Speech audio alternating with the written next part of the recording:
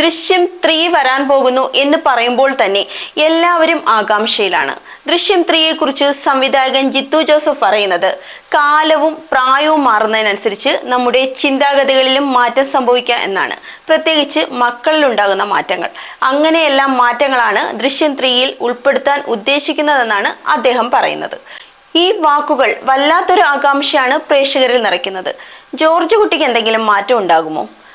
ഇതുവരെ എല്ലാം കൃത്യമായി കണക്കുകൂട്ടി മുന്നോട്ട് പോയ ജോർജ് കുട്ടി ദൃശ്യം 3യിൽ കുറ്റസമ്മതം നടത്തുമോ?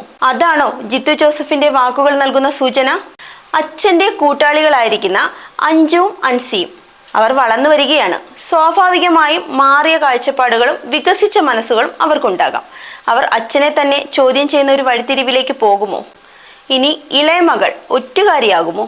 ഇതിൽ എത്ര ഭാഗം യാഥാർത്ഥ്യമാകുമെന്നറിയില്ലെങ്കിലും ആകാംക്ഷ നിറയുകയാണ്. ദൃശ്യം 3 ഒരു കുടുംബത്തിന്റെ അകത്തളങ്ങളിൽ ഒതുങ്ങുന്ന ഒരു സിനിമയാകുമോ? അതോ സത്യം, കള്ളം, പക, പരിഭവം, ആത്മാർത്ഥത എല്ലാം മിക്സ് ആകുന്ന ഒരു പുതിയ സൈക്കോളജിക്കൽ ത്രില്ലറിന് മലയാള സിനിമ സാക്ഷ്യം വഹിക്കുമോ? ഇനി നടക്കാനിരിക്കുന്നത് എന്താകാം? മറുപടി വൈകാതെ തിയേറ്ററുകളിലെത്തും. കാത്തിരിക്കാം.